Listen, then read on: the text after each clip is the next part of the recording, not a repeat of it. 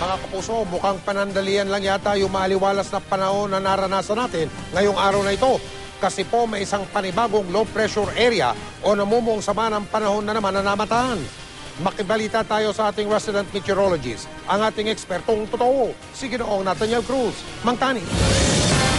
Yes, Mike. Nasa loob na nga ng Philippine Area of Responsibility ang isang namumuong sama ng panahon.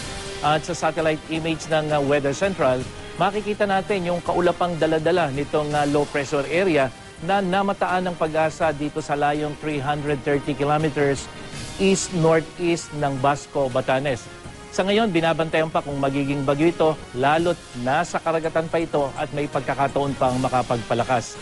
At dahil hinahatak nito ang hanging habagat, Mike, nagdudulot na ito ng pag-ulan dito sa rehiyon ng 1 at saka 2. At kung titingnan natin, Mike, kung ano mangyayari dito sa ating binabantayang low pressure area, ito yung ating wind arrow na kung saan makikita natin yung sirkulasyon nitong low pressure area.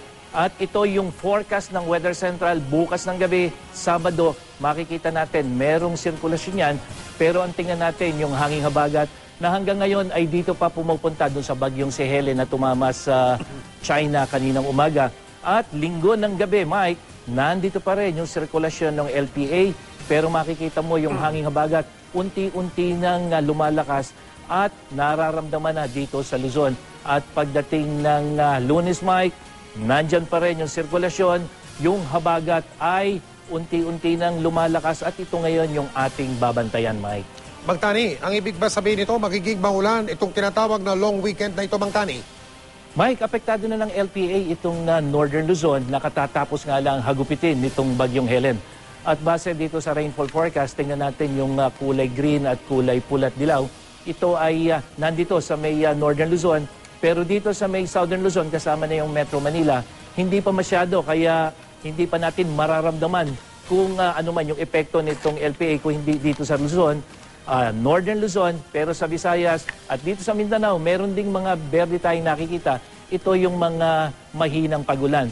At kung titingnan natin yung lagay ng panahon dito sa Metro Manila, bukas hanggang Lunes, ito yung simula ng ating long weekend, wala pang epekto yung low pressure area na yon dito sa weather conditions sa ating lugar.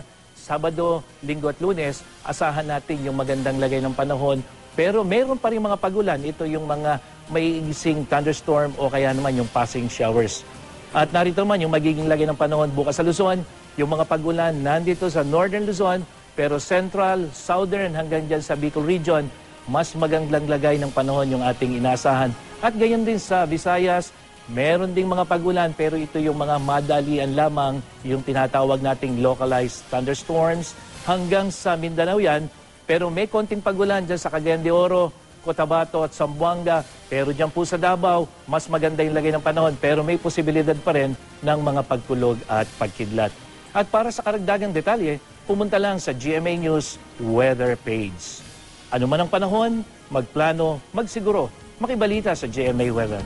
Ako po si Nathaniel Cruz para sa I Am Ready, serbisyong totoo ng GMA News. Mike? Maraming salamat, Mang Tani.